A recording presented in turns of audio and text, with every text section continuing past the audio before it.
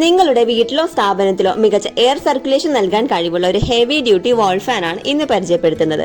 ആൽവോളാഡിന്റെ പുതിയ time best mark 2 eighteen inch wall fan ആണിത്. 450 mm sweep സൈസും 1440 RPM സ്പീഡും ഉള്ള ഈ ഹെവി ഡ്യൂട്ടി ഫാൻ വലിയ ഹാളുകളിലും തിയേറ്ററുകളിലുമൊക്കെ ഉപയോഗിക്കാൻ പറ്റിയതാണ്.